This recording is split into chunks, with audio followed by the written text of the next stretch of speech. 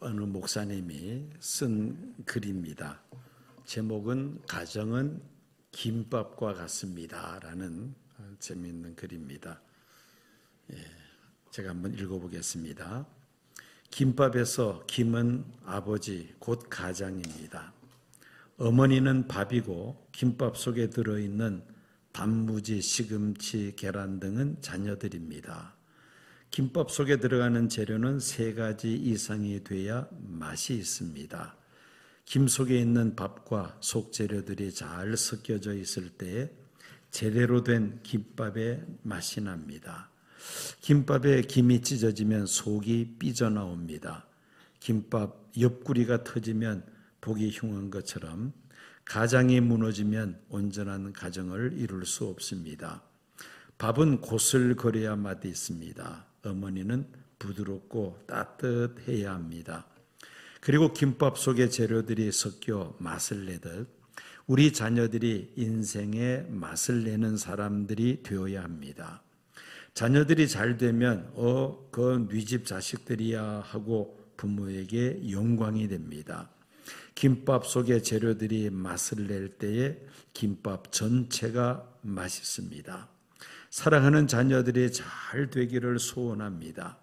가정이라는 울타리 속에서 건강하게 성장하여 세상의 소금과 빛된 사명을 감당하길 소망합니다. 저는 좋은 가장이 되고 싶습니다. 찢어지지 않는 김이 되고 싶습니다. 그래서 밥과 재료들이 잘 섞여져 최고로 아름다운 맛을 내는 김밥이 되고 싶습니다. 김밥 옆구리가 터져 속내용물들이 쏟아져 나오는 흠있는 김밥이 아니라 보기도 좋고 맛도 좋은 최고의 김밥과 같은 행복하고 건강한 가정을 이루고 싶습니다 라는 내용의 글입니다. 상당히 공감이 가는 그런 글이라 그렇게 생각이 됩니다. 5월달은 가정의 달이죠.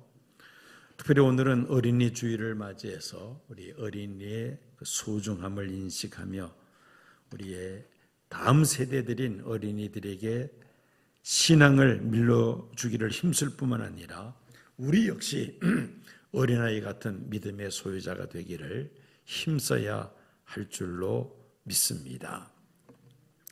어린아이 믿음에 대해서 성경은 아주 대조적인 2가지 비유가 있습니다. 첫째는 사도 바울이 말씀하신 것으로 미숙한 신앙을 이야기할 때 어린이의 비유를 합니다. 고린도전서 13장 11절 말씀입니다. 내가 어렸을 때는 말하는 것이 어린아이와 같고 깨닫는 것이 어린아이와 같고 생각하는 것이 어린아이와 같다가 장성한 사람이 되어서는 어린아이의 일을 버렸노라. 말하는 것, 깨닫는 것, 생각하는 것 이런 것들이 과거에는 참 미숙한 어린아이와 같았지만은 이제는 성숙한 성인의 그런 믿음의 사람으로 세움을 받게 되었다라는 그런 설명입니다. 즉 우리의 미숙한 믿음을 그 어린아이의 비유를 한 것이죠. 그런데 예수님은 정반대의 또 비유를 드십니다. 오늘 본문 말씀이죠. 마가복음 10장 15절 말씀입니다. 내가 진실로 너희에게 이르노니 누구든지 하나님 나라를 어린아이와 같이 받들지 않는 자는 결탄코 그곳에 들어가지 못하리라. 어린아이 같은 믿음을 갖지 않고서는 하나님 나라에 들어갈 수 없다. 고린도전서 13장의 그 사도 바울의 어린아이 비유와 또 마가복음 10장의 그 어린아이의 비유, 믿음에 있어서 어린아이 비유는 아주 상대적인 정반대입니다. 자, 이 두 가지 비유 가운데 오늘은 우리가 이 후자의 비유, 예수님께서 말씀하신 어린아이 같은 순전한 믿음의 이 비유의 말씀을 우리가 살펴보고자 합니다. 예수님께서 병자들의 병을 고치시고 또 귀신 들린 자에게서 귀신을 쫓아내시는 이런 수많은 이적과 기사들을 행하실 때에 참으로 많은 사람들이 구름대처럼 예수님께 몰려왔습니다. 그런데 그들 중에서는 예수님께 안수 기도 받게 하기 위해서 어린이들을 데리고 오는 부모들이 그 속에 있었던 것입니다. 제자들이 이 부모와 어린이들을 보고는 꾸짖습니다. 그렇지 않아도 예수님께서 그 많은 사람들 병을 고치시고 귀신을 쫓아내시고 또 천국 복음을 전파하시느라 쉴 새 없는데 어린아이까지 데리고 와서 예수님을 성가시게 한다고 제자들이 그 부모들을 꾸짖었던 것입니다. 제자들은 이런 어린이들 때문에 예수님께서 시간과 또 정력을 낭비해서는 안 된다고 생각을 했기 때문이었습니다. 오늘도 교회 안에 이 제자들과 같이 비슷한 생각을 가지는 분들이 가끔씩 있습니다. 아이들이 있으면 시끄럽기 마련이죠. 또 교회 기물들이 어지러워집니다. 어린이를 돌보고 교육하기 위해서는 교회학교 교사들을 위시해서 많은 인력과 많은 예산이 투입이 되어야 합니다. 그래서 교회학교에 대해서 귀찮게 생각하는 분들이 없지 않아 있습니다. 어른들 가운데 예배 시간에 아이들이 떠들면은 무섭게 대하는 분들이 가끔씩 있죠. 그렇게 하다 보면 아이들이 교회 가기를 싫어합니다. 이렇게 어린이들을 무시한다면은 교회를 섬겨야 할 다음 세대들의 맥이 끊어질 수밖에 없는 겁니다. 얼마 못 가서 교회는 노인들만 남게 된다는 것입니다. 어린이는 다음 세대의 주인공에 결코 우리가 무시해서는 안 됩니다. 예수님께 안수기도 받기 위해서 부모들이 어린이를 데리고 예수님께 찾아왔을 때에 제자들이 그 부모들을 꾸짖죠. 이때 예수님은 오히려 제자들을 향하여 노하셨다고 성경은 기록을 하고 있습니다. 예수님은 다혈질적인 성품이 아니십니다. 온유한 성품의 소유자였죠. 성경을 보면은 3년 공생의 기간에 예수님께서 화를 내셨다는 그런 말씀은 몇 군데밖에 되지 않습니다. 특별히 당시 외식하는 종교 지도자 바리새인들을 향하여 화 있을진저라고 예수님께서 책망하신 그런 말씀들이 몇 군데 있습니다. 예루살렘 성전이 장사꾼들의 소굴로 변질된 것을 보시고 크게 노하셔서 노끈으로 채찍을 만들어서 그 장사꾼들의 짐승들을 그 성전에서 다 쫓아내고 또 환전상에 상을 엎어버리는 그런 일을 하기도 하셨습니다마는 그야말로 화를 내신 것은 5손가락 안에 꼽습니다. 예수님은 참으로 온유한 성품의 소유자였습니다. 그런데 제자들을 향하여 예수님께서 이렇게 노하셨다는 것입니다. 그 어린아이를 데리고 예수님께 안수받기 위해서 찾아온 그 부모들에게 제자들이 화를 낼 때에 오히려 예수님은 제자들에게 화를 내셨다는 것이죠. 마가복음 10장 14절 15절입니다. 예수께서 보시고 노하시어 이르시되 어린아이들이 내게 오는 것을 용납하고 금하지 말라. 하나님의 나라가 이런 자의 것이니라. 내가 진실로 너에게 이르노니 누구든지 하나님의 나라를 어린아이와 같이 받들지 않는 자는 결단코 그곳에 들어가지 못하리라. 지금 우리가 보는 개역 개정판에는 노하셨다라고 번역이 되어 있습니다마는 이전에 우리가 보았던 개역 성경에는 분히 여겨라고 그렇게 번역을 하고 있습니다. 헬라 원어 성경에는 아가나테세라고 그렇게 기록을 하고 있습니다. 이 단어는 크게 단식하다라는 뜻을 가지고 있습니다. 예수님께서 마음의 통증을 느끼실 만큼 슬픔과 불쾌감을 가지셨다는 것이죠. 제자들이 아기들이 예수님께 안수기도 받기 위해서 예수님께 데려오는 그 부모들을 향해서 꾸짖는 것을 보시고 예수님께서 화를 내셨다는 것입니다. 불쾌하게 여기셨다는 것이죠. 인간의 몸을 입고 이 세상에 찾아오신 하나님의 아들 예수님께서는 하나님 나라의 복음을 전하실 때에 당시 종교 지도자들은 예수님의 가르침을 거부했습니다.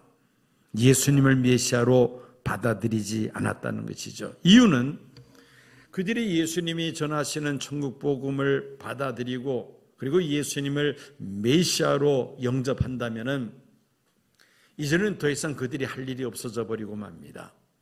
제사장이 할 일이 없어져 버리고 마는 것이죠. 그들이 가지고 있는 모든 기존의 기득권들을 다 내려놓아야만 합니다. 그들이 알고 있는 모든 지식과 경험들을 이제는 더 이상 필요 없는 그런 시대가 된다는 것을 그들은 알고 있었습니다.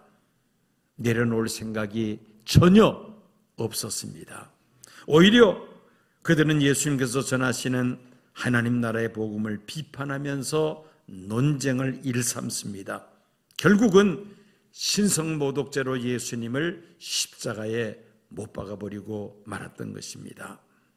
제자들이 어린이들을 예수님께 안수기도 받기 위해서 데리고 온 부모들을 꾸짖고 있을 때에 예수님은 오히려 크게 노하시면서 하나님의 나라가 이 어린아이의 것이라고 예수님께서 말씀하셨습니다.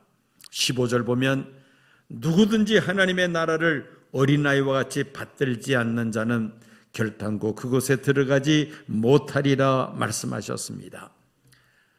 하나님의 나라를 받든다, 이 받든다는 단어 영어 NIV 성경에는 receive라고 되어 있습니다. receive는 받아들인다는 그런 말입니다.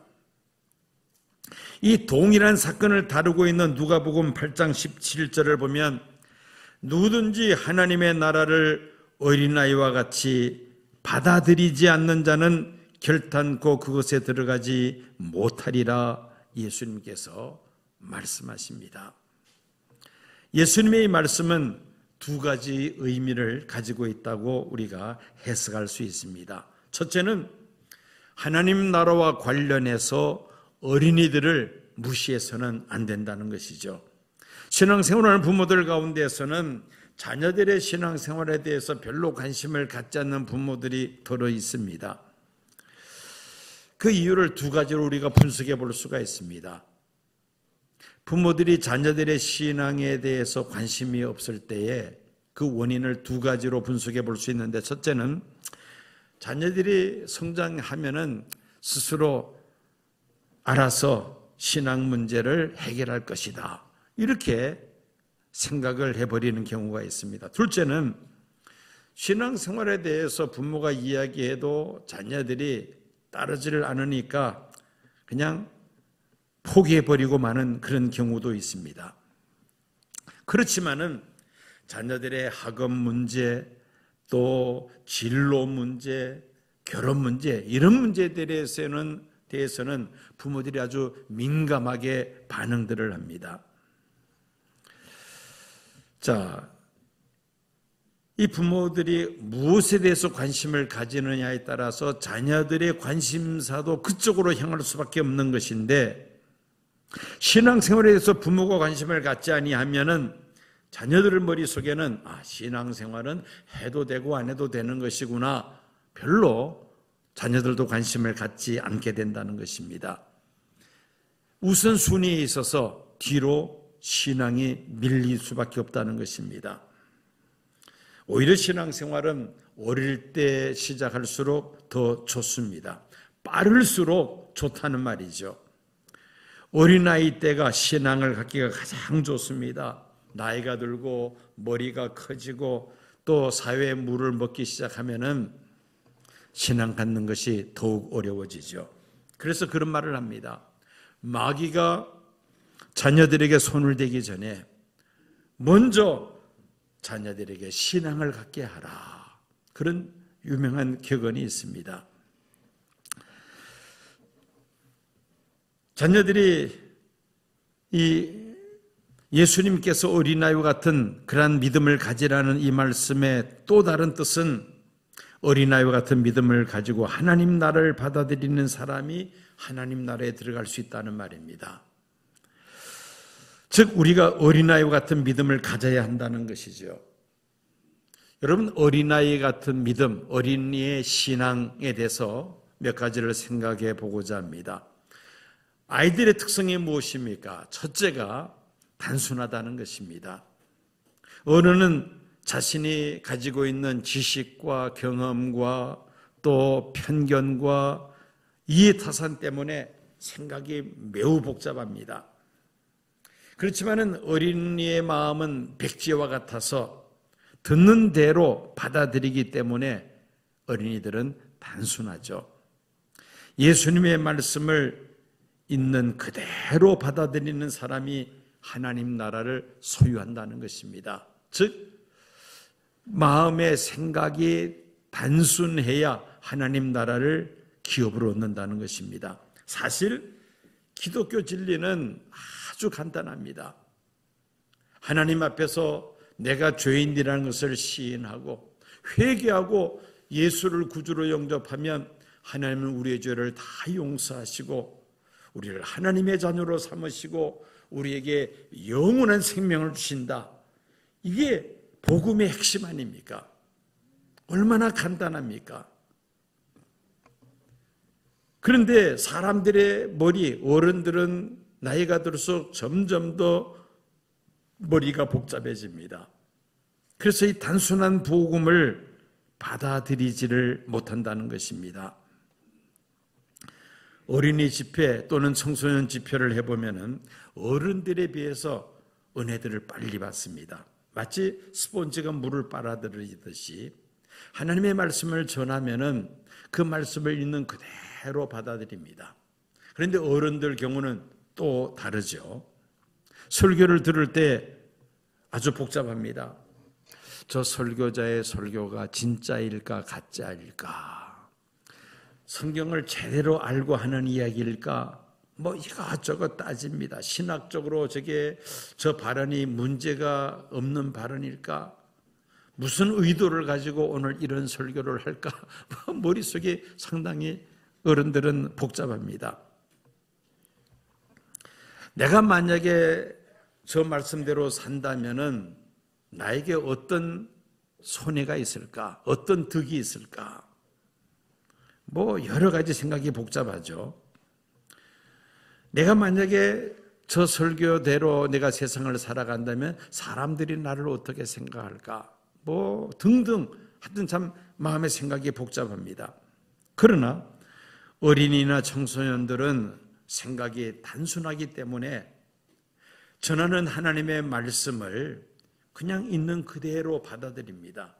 그래서 예수님께서 어린아이 같은 믿음을 가져야 하나님 나라에 들어갈 수 있다고 말씀하신 것입니다. 즉 하나님의 말씀 앞에서 우리가 단순하게 복잡하게 생각하지 말고 단순하게 생각을 하라는 것입니다. 그럴 때에 우리가 그 말씀을 그대로 받아들일 수가 있는 것이죠. 두 번째는 어린아이 같은 믿음이라는 것은 겸손하며 항상 배우고자 하는 자세를 가지는 것을 의미합니다. 여러분, 겸손한 사람들이 은혜도 빨리 받습니다. 반면에 교만한 사람은 복음을 들어도 그 복음을 잘 받아들이지는 않습니다. 무엇보다도 자신이 죄인이라는 사실을 인정하려고 하지 않습니다. 그러나 복음을 배우고 받아들이고자 하는 겸손한 마음을 가진 사람들은 말씀을 받을 때에 그냥 그대로 있는 그대로 받아들이기 때문에 참으로 신앙을 가질 수가 있다는 것입니다. 어른들은 자신이 가지고 있는 나름대로의 잣대가 있습니다. 자신의 경험, 자신의 그 지식 이런 것들을 가지고 모든 것을 판단하고자 합니다. 그러니까 말씀이 마음속에 잘 받아들여지지를 않습니다. 그러나 어린이들은 아는 것 별로 없죠. 경험도 별로 없습니다. 그러니까 그냥 겸손하게 듣는 그대로 그 말씀을 받아들인다는 것입니다. 그래서 예수님은 겸손하게 배우는 자세를 가진 어린아이 같은 사람들이 하나님 나라에 들어갈 수 있다고 말씀하신 것입니다. 세 번째로 어린아이 같은 그러한 신앙은 무엇이냐? 절대 신뢰하는 그러한 믿음입니다. 여러분, 어린아이들은 부모들에 대해서 절대적으로 신뢰하죠. 어린이들 그 생각에는 자기의 부모들이 전능자 그 자체입니다. 자기의 부모들이 사회적인 지위나 또 얼마나 많은 학식과 지식을 가지고 있느냐, 자녀들은 그런 거 생각할 수준이 아니죠. 그저 내 부모는 내가 말만 하면은 무엇인지 다 들어주는 그런 분이다. 전능자로 생각을 한다는 것입니다. 그러니까 부모만 함께 있으면은 사실 자녀들은 무서울 게 하나도 없습니다. 반대로 모든 것을 다 가지고 있다 할지라도 부모가 없으면은 아이들은 항상 불안할 수밖에 없습니다. 그런데 나이가 들면서 그 생각이 바뀌어지기 시작하죠. 어른이 되면은 의존할 것이 많습니다.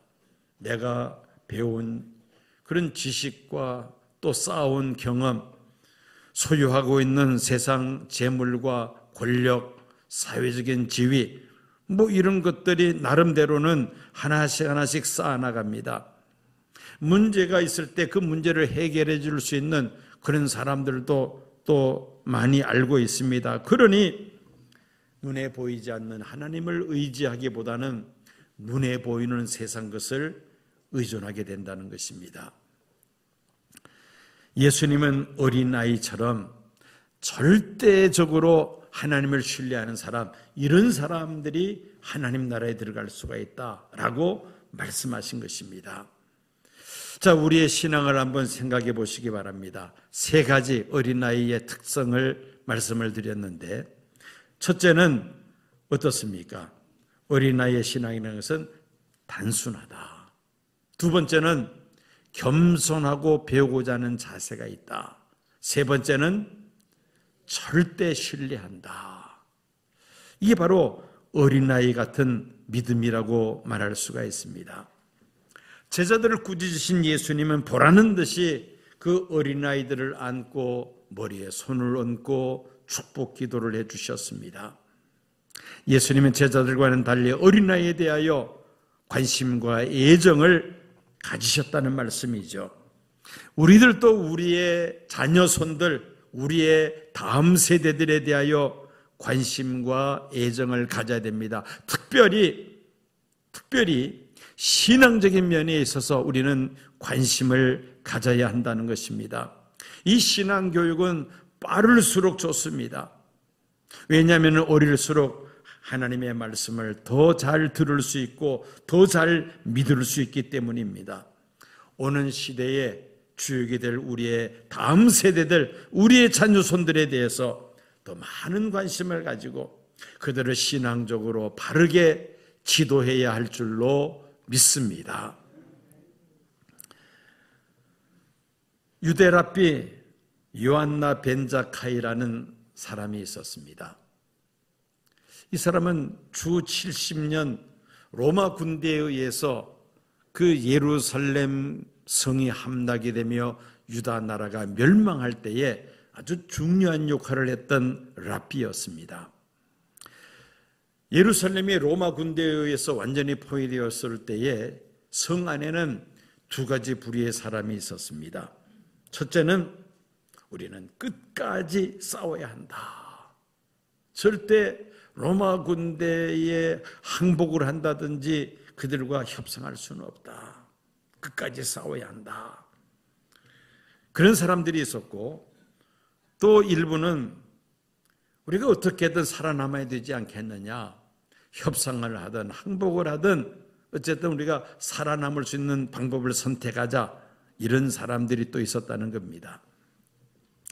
랍비였던 요한나 벤자카이는 어떻게 하면 나라가 망하는 이 위기 상황을 잘 넘길 수 있을까 궁리를 하다가 그 예루살렘을 에워싸고 있는 로마 군대의 사령관과 협상할 수 있는 그 길밖에 없다는 그런 결론을 내립니다. 그는 꾀를 이어서 제자들에게 자신의 심한 중병에 걸렸다는 그러한 소문을 그 성 안에 있는 사람들에게 퍼뜨리게 합니다. 온 성 안에 있는 유대인들이 그 랍비 요한나가 중병에 걸려서 죽게 되었다는 소문이 삽시간에 퍼집니다. 얼마 있지 않아서 그 랍비가 죽었다는 또 소문을 퍼뜨리게 합니다. 그리고는 이제 이 랍비의 장례를 지내는 날이 되었습니다.